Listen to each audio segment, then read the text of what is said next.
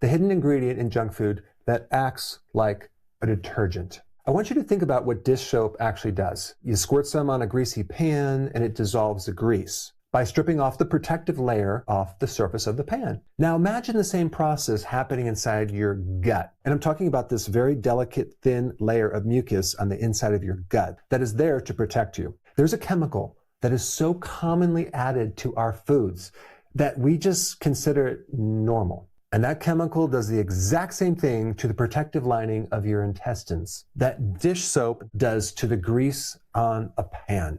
And once the lining is gone, things that were never supposed to reach your bloodstream start reaching your bloodstream. They start getting through a leaky gut. I'm talking about bacteria, toxins, partially digested proteins from your food. And most people have never actually heard about it unless they read ingredients. And the bad news is, chances are you've been eating it unknowingly on a daily basis. Let me show you where this ingredient is actually hiding.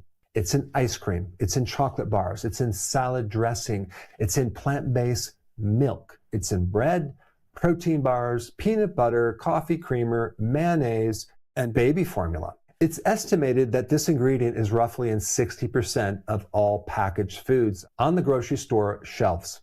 And the wild part is when I tell you what this is, you've probably heard about it before, but had no idea what it really is.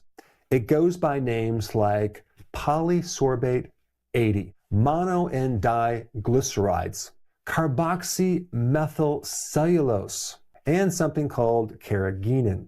And I know this sounds like chemistry. Well, it is chemistry. It's chemicals. And these are all collectively called emulsifiers.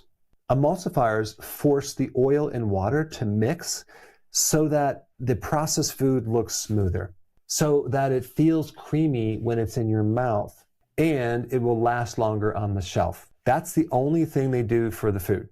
And so if they didn't put those in there, they wouldn't mix that well. So this is how it works. Your gut has a built-in defense mechanism.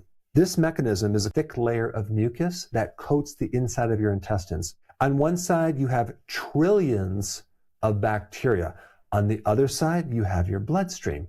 In fact, all of the food that you eat eventually gets through and goes into the bloodstream. But you also have your immune system right there too. That mucus layer separates those two things like a barrier. And emulsifiers, by their very nature, dissolve that protective barrier.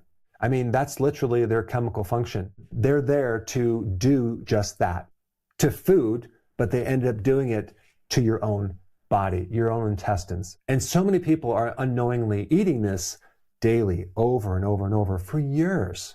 And when that barrier gets too thin, the bacteria that are there to protect you end up getting through into the bloodstream. And your immune system is going to look at it like a pathogen and tag it as a bad guy.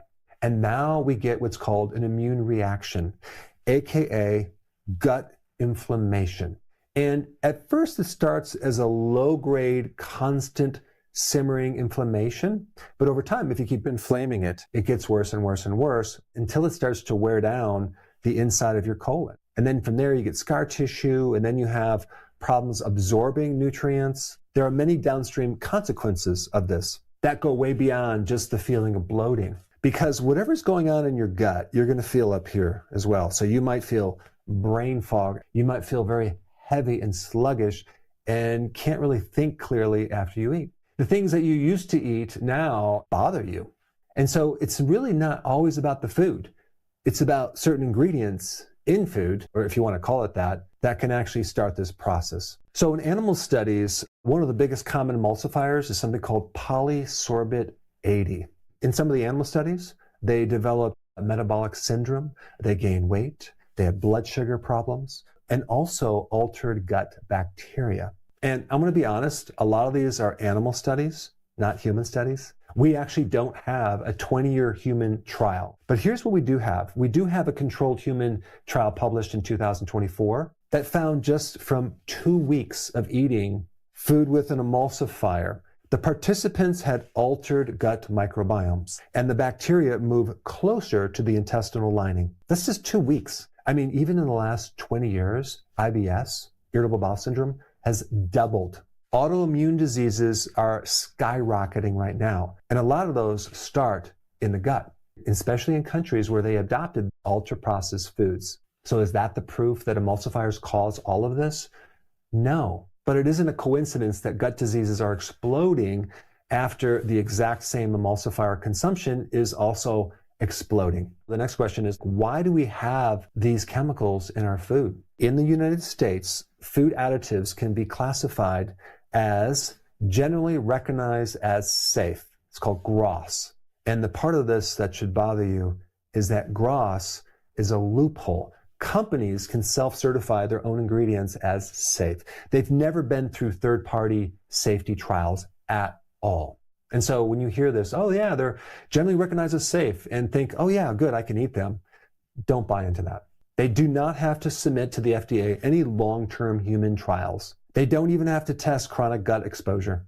In many cases, the FDA doesn't even review their data. Most of these emulsifiers were approved decades ago based on short-term toxicity studies. The question they wanted to know is, does this create poisoning immediately? If not, it's safe. They never asked the question, if someone eats this 3 times a day for a decade, what happens? But this is just how our system is right now. Hopefully RFK Jr. is going to get rid of this gross loophole. What really bothers me is children consume ultra-processed foods the most out of any age group. In fact, we start our infants out with infant formula, which is equivalent to junk food. When your child consumes cereal with milk and a granola bar and crackers and chicken nuggets and an ice cream dessert, just realize they're getting this emulsifier, but they're also getting a lot of other things that are really bad as well. I have a simple solution for you. Instead of reading all the ingredients on the ultra-processed foods and spending all that time trying to find out if there's emulsifiers, just don't eat ultra-processed food. In fact, don't even buy it. Don't even keep it in your pantry or your refrigerator, because when you're tired, hungry, or stressed, you're going to be going for it. I'm going to be totally honest with you. I do have an addiction to potato chips, and I have my wife's agreement that we don't buy them, we don't keep them in the house, or else I will consume them late at night when she's not around. So instead of trying to battle this with willpower and discipline, just change your environment and make sure it's not in the house. Because if it's not in the house, you'd have to drive to the store, and you probably are not going to do that.